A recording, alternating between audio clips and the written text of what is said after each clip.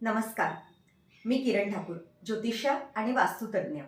मी लगातार आपल्या सगळ्यांना मार्गदर्शन करते. पितृपक्ष सुरू होत आहे 7 तारखेपासनं म्हणजे रविवारपासनं. तर हा जो पितर पंधरवडा आहे, याच्यामध्ये आपण पितरांची काय सेवा करायला पाहिजे? जर आपल्याला पितृदोष आहे, लगातार आपल्या घरामध्ये वादविवाद होतात, आपले कामं होत नाही, आपले कार्य अडतात. मग तुम्ही खूप वेळा ज्योतिषकडे जाता, तर ते कुंडली बघून तुम्हाला सांगतात. वास्तुतज्ञ तुमच्या घरी येऊन सांगतात तुम्हाला, की तुम्हाला जबरदस्त पितृदोष आहे. पण सर्वात आधी मी आपल्याला सांगते, जे आपल्या घरामध्ये सध्या जिवंत आहे, त्यांची सेवा करा. ते मॅटर करत नाही, की तुमचं त्यांचं पटत नाही वगैरे. ते ठीक आहे, पण तुम्ही तुमचे कर्तव्य पार पाडा, म्हणजे त्यांचा दोष आपल्याला लागणार नाही. पण आता ऑलरेडी आपल्याला आता दोष आहे, तर काय करायचं आहे?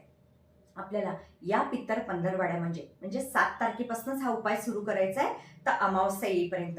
रोज रात्री आपल्या घरामध्ये जिथे पाणी प्यायचा माठ आहे, आता खूप जण म्हणतात आमच्याकडे नाही आहे, तर घेऊन या. पहिले माठ घेऊन या शनिवारी आणि त्या माठामधलं पाणी प्यायचं आहे. जिथे आपण पाण्याचा माठ ठेवत आहे आपल्या किचनमध्ये, ते पाणी जेव्हा गळतं तिथे पितरांचा आणि लक्ष्मीचा वास असतो. त्याच्या बाजूला एक रात्री मातीचा दिवा घ्यायचा आहे. त्याच्यामध्ये सरसोचं तेल आणि अख्खे काळे उडदाचे 2-3 दाणे टाकायचे आहे आणि हा दिवा तिथे बाजूला लावायचा आहे.